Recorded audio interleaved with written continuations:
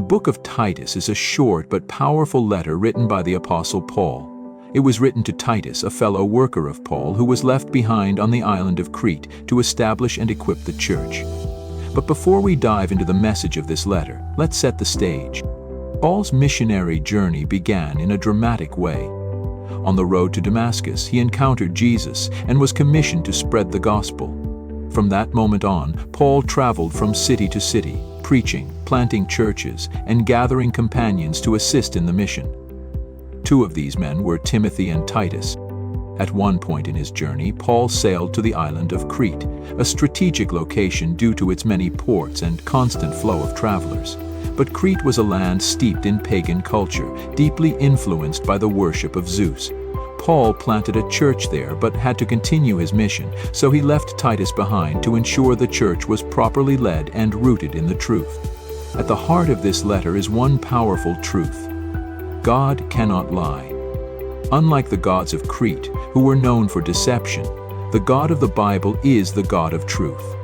The main theme of Titus is simple: embrace the God of truth. As followers of Christ, we are called to live lives that reflect this truth to the world around us.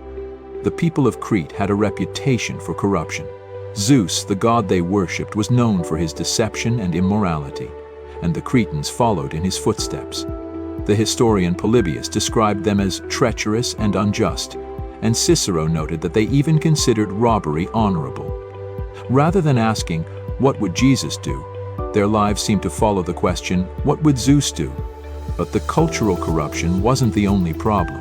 False teachers had infiltrated the church. In Titus 1:10-11, Paul warns about those from the circumcision party, likely Jewish legalists, trying to impose old traditions on new Gentile believers. These false teachers were not only leading people astray, but were also exploiting them for financial gain. Paul makes it clear: they must be silenced.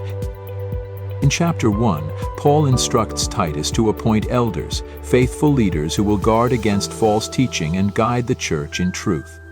In chapter 2, Paul emphasizes sound doctrine, giving practical instructions for men and women, young and old, on how to live transformed lives.